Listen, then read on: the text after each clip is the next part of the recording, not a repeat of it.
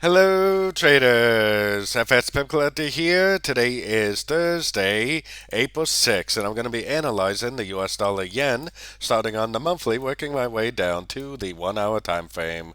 So on the monthly, I still think there's a very good possibility this is the end of a wave C right here.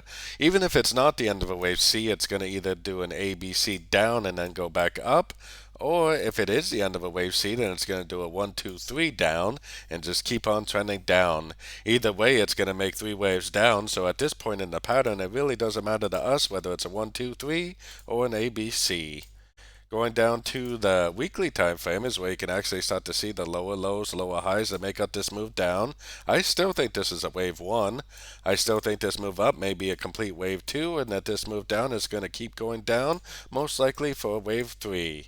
Like I said, there's always a possibility that it could be an ABC, but right now I'm definitely calling it a 1, 2, 3, mostly because of the correlation with the US dollar index. So let's head down to the daily time frame. On the daily time frame is where you can see the lower lows, lower highs that make up this downtrend.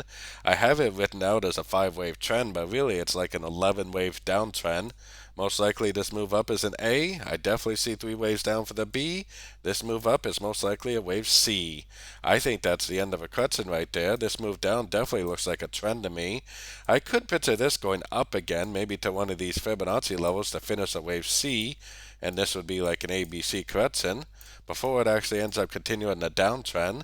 But if the dollar continues down, then this is probably going to continue down also, so it very easily could just end up looking something like that. The trend is definitely down, so we do have to remember that it could just keep on going down pretty much at any time. Going down to the 4 hour time frame, this is where it definitely looks to me like a trend, and it's also where I was thinking it could be a wave A because of that. If this is a wave A, that means this move down would be a wave A also, like an A of B. And then this would go up and make a B of B, and then down again for a C of B, and then eventually go back up for a bigger wave C.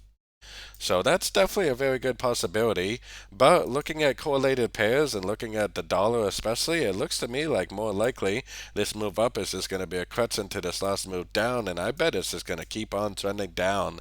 Maybe we have another motive wave correction right there, but on the yen pairs, I do see motive wave corrections quite often. This right here is definitely a motive wave correction. That's a uptrend, and that's definitely the end of a correction. This is a motive wave correction, 1, 2, 3, 4, 5. That's definitely a trend, and that's definitely the end of a correction. So there's a very good possibility that this is a motive wave correction also. And if it is, then price will just keep on going down.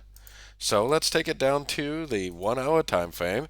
1 hour time frame, we definitely do have 3 waves up right here.